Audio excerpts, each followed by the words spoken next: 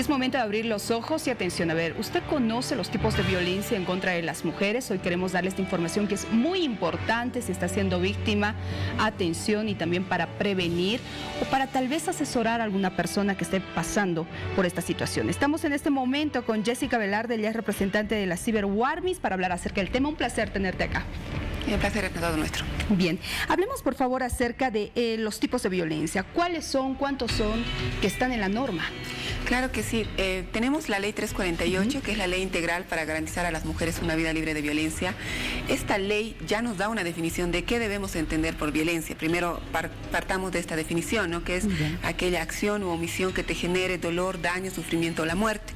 En ese entendido, la ley también define que existen diferentes expresiones de la violencia. Pero ¿por qué es importante definir o conocer estas formas de violencia? Porque hasta antes de la aprobación de la ley 348 del 2013, solamente se abordaba la violencia que sufrían las mujeres en el ámbito privado, violencia intrafamiliar.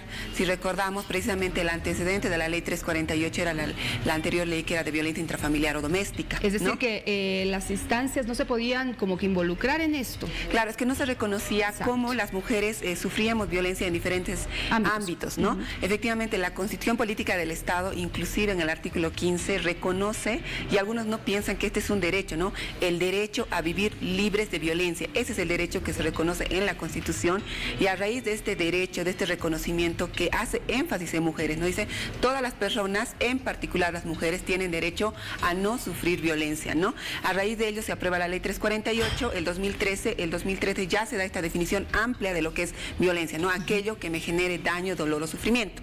Y la misma norma empieza a especificar que la violencia que sufren las mujeres y las personas en general no solamente estaban en el ámbito doméstico, sino que se sufrían en diferentes espacios y en diferentes niveles. Entonces la ley empieza a definir 16 formas de violencia, ¿no? Si ustedes revisan la ley 348, en el artículo 7, en definiciones, te marca precisamente 16 formas de violencia, y además te deja un numeral 17 que te indica y cualquier otra forma de violencia, precisamente viendo que las formas de violencia que sufren van cambiando con el tiempo. Por ejemplo, la violencia digital, que hoy en día se habla mucho. 16 formas de violencia. Estoy segura que muchas personas no sabían esto. Ahora, ¿todos se constituyen en un delito o no? La ley habla de 16 formas de violencia. Este esfuerzo que hace la norma en describir en qué consiste cada forma de violencia reconoce que efectivamente la violencia se da en diferentes espacios. Ahora, no significa que todas estas formas de violencia, por ejemplo, son delito o que puedan mandar a la cárcel por cometer un delito. Por ejemplo, hay formas de violencia como la violencia mediática, por ejemplo, ¿no? Que es la violencia que se ejerce a través de medios de comunicación reproduciendo mensajes, estereotipos, ¿no? Sí. Si un medio de comunicación, por ejemplo, llegara a ejercer esta forma de violencia, no significa que va a ir a la cárcel el presentador o el periodista, pero sí que se adoptan, por ejemplo, códigos de ética. Entonces, el tratamiento que se le da a esta forma de violencia no es desde el ámbito penal, sino desde el ámbito administrativo y también desde el ámbito de la autorregulación del medio. Tenemos otras formas de violencia, por ejemplo, la violencia simbólica o encubierta, que es esa forma de violencia que no vemos, pero que existe y que va reproduciendo desigualdades. Por ejemplo, esta forma de violencia generalmente todas las personas lo cometemos por omisión, inclusive, ¿no? Al hacer un chiste sexista o al reproducir un rol, por ejemplo, decir, ay, no sé, porque la mujer es mejor en la cocina, de pronto, ¿no? Que ya reproduce eso ya es violencia. Claro, es una forma de violencia simbólica o encubierta porque reproduce un rol, no porque además estereotipa a las mujeres y a los hombres en ciertos roles y no, por ejemplo, ¿no ve? Pero no significa que esta forma de violencia, por ejemplo, ya se constituye en un delito. Ahora sí hay formas de violencia que se constituyen en un delito, o sea, que una puede ir a denunciar, porque la misma ley 348 establece delitos contra las mujeres y delitos contra la familia. ¿En qué casos podemos ir a denunciar? Hay formas de violencia de alguna manera de menor gravosidad y las muy graves. Entonces, la forma de violencia más extrema que sufrimos las mujeres es la violencia feminicida, que así lo llama la ley 348, pero que el delito, por ejemplo, se llama feminicidio, ¿no? Entonces, esta forma de violencia es sancionada, es la forma más extrema y tiene la pena máxima inclusive. inclusive en nuestro ordenamiento jurídico, que son 30 años, ¿no? Ahora, el feminicidio, ¿quiénes lo cometen? Ya, el feminicidio como tal es cuando una mujer le arrebatan la vida bajo ciertas circunstancias, o sea, no toda muerte de mujer es considerada feminicidio, no es que hoy, por ejemplo, una mujer muere en un accidente de tránsito y es feminicidio, no, porque ahí no ha habido la intencionalidad de matarla y tampoco ha habido las razones que indica precisamente el Código Penal o que dice el tipo penal de feminicidio. El feminicidio es, por ejemplo, cuando mata a la mujer, su pareja, su cónyuge, entonces hay una relación afectiva o sentimental en relación con el agresor, si la víctima ha sido víctima de violencia con anterioridad, si ha habido también algún tipo de vínculo, de subordinación. Si un familiar mata a... También, porque hay una relación ahí, ¿no? Entonces hay diferentes causales por las cuales se considera un feminicidio. Como les repito, no toda muerte es feminicidio, ¿no? Las mujeres se preguntan bastante de la violencia económica. ¿Cómo es esto? Sí.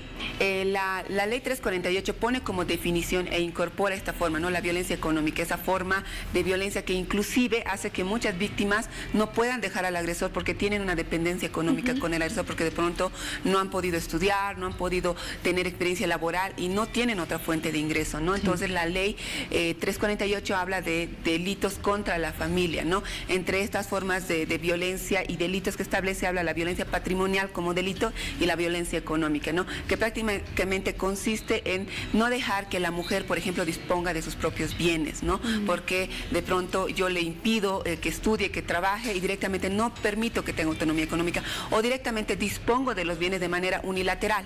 De pronto sabemos que cuando se constituye un hogar existen bienes gananciales que se van adquiriendo dentro de esta relación y que estos bienes pertenecen precisamente a la familia y que está en igualdad de condiciones inclusive entre cónyuges. Sin embargo, muchas veces prefieren colocarlo al nombre del hombre, por ejemplo, ¿no? Entonces hace después que esta persona pueda vender o disponer de manera unilateral, dejando sin, por ejemplo, el goce de este derecho a su otra cónyuge. Entonces también se reconoce esta forma de violencia, ¿no? La definición te habla precisamente de estas relaciones de dependencia económica, pero el delito ya te especifica bajo qué circunstancias puede ser considerada delito, que generalmente está muy vinculada a estos temas, ¿no? De disposición de bienes, de actos precisamente de evitar que las mujeres puedan llegar a tener una autonomía económica, ¿no? Muy bien. Qué importante es saber, ¿no?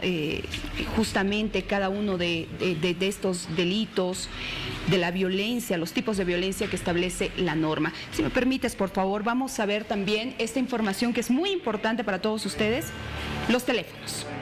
Porque usted tiene que denunciar. Tiene que hacerlo y si conoce de algún caso también, no puede ser cómplice. Abre los ojos, la Fuerza Especial de Lucha contra la Violencia, la FELCB, 814-0348. Mujer Segura, 810-2414. Ya la Policía de Acción Comunal, PAC 120, por favor, sáquele una fotografía. También puede ingresar a nuestro QR, ¿para qué? Para acceder a toda la información e instituciones, organizaciones que le pueden brindar a usted ayuda. Es muy importante que usted sepa y que pueda compartir esta información incluso con su vecina, con su amiga, con su prima, con su hermana, con quien esté sufriendo violencia. Ahí están los teléfonos, por favor. Cerramos, por favor, con nuestra invitada. ¿Cuál es el mensaje que le envía a todas las mujeres? Claro que sí, debemos entender que la obligación de denunciar no solamente corresponde a la víctima como tal. Cualquier persona que tenga conocimiento de un hecho de violencia tiene todo el deber y la obligación de denunciar, ¿no? Entonces, ya sea un familiar, ya sea un vecino, vecina, no debemos esperar que la víctima active los mecanismos de denuncia porque muchas veces la víctima no puede por su situación precisamente de dependencia o porque no tiene el valor o no encuentra todavía información necesaria. Entonces, si están ante un hecho de violencia, tienen que denunciar cualquier persona. Muy bien, le agradezco mucho por haber estado con nosotros a Jessica Velarde, representante de la Cyberwarmis. No se olvide, sáquele una fotografía, por favor. ¿Necesita ayuda? Comuníquese con estos teléfonos.